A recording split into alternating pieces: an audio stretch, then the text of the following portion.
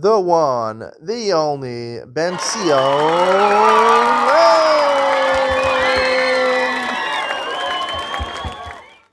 Good morning and welcome to Yeshiva YouTube. Iyun and Sion. Today we're doing Shekalim, Perek Dalid, Mishnah Vav and Zion. I want to discuss Mishnah Zion now. Mishnah Zion records a machlokas between Eliezer and Rabbi Yeshua. We end up passing Rabbi Akiva paskins like Rabbi Eliezer, and that's how we paskin. That someone who's makdish is nechasim. He's makdish all his property before he dies. Let's say the Beis Hamikdash, and in his property you have some animals, which are cattle, sheep and goats, which can be used for a korban ola or a korban shlamim. Male animals are used for korban ola. Female animals are not used for a korban ola. They can only be used for a korban shlamim.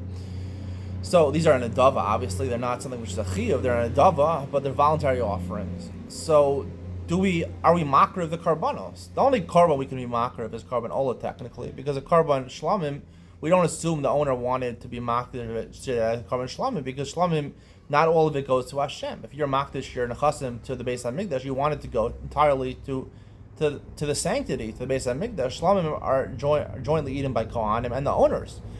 And the owners can't eat it. He doesn't want to eat it. Presumably that's why he gave it to the Beis Hamikdash. So therefore, the ones that are male could be used are sacrifices of korban olis nedava, and the ones that are not, that are female, are sold for shlamim purposes, because that's what the females can only use for shlamim, and the money you get, you use to bring more korban olis. Basically, the question is, do you try to bring korbanos with that? Do we assume that he wanted to bring korbanos or not? According to Eliezer, no. According to Rabbi Yeshua, yes. We pass on to Eliezer. What's the machlokas to Eliezer and Rabbi Yeshua? The machlokas, I believe, is a person generally is makdish is nechas in the Beis Hamikdash. Either he's in a difficult situation, like he wants to use it for a segula nowadays, or he's about to die. He wants to get extra merits in his name.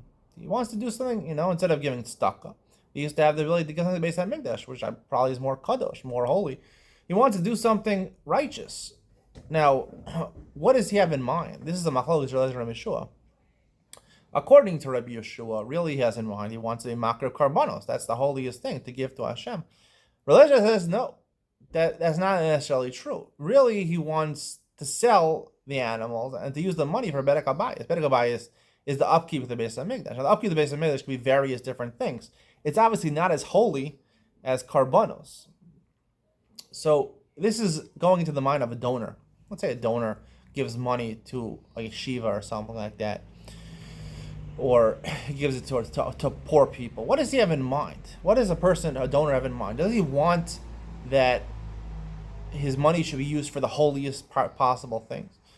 That's what Rabbi Yeshua says. Or do we assume korban olah is something greater than a korban, normal condition than a korban? You're giving entirely to Hashem. According to Eliezer, that's not necessarily the case, because most donors, philanthropists, are not necessarily the most righteous people. They want to have a legacy. And if you want a legacy, you keep your money around. You always have funds available for upkeep of the Beis Hamikdash. Like, who's paying to fix the windows in the Beis Hamikdash? Oh, this guy gave us money. So people, the stam das of people, it's not just to completely use their money right away and to bring olos. You don't get any recognition for that. Every philanthropist wants some sort of recognition. So he wants ultimately his money to go to bedek habayis, upkeep of the Beis Hamikdash. It's a fund, could be around for a year, 2 years. That's what he wants, a legacy with his money. And that's the truth. The truth is, like Rabbi Eliezer Akiva says, is that a person who donates something, whether it's to the Beis Hamikdash, to a yeshiva, to a poor people, he wants a legacy, and that's the way we appropriate his money, because based on what his intent was. Hope you enjoyed today's share. See you in the next one.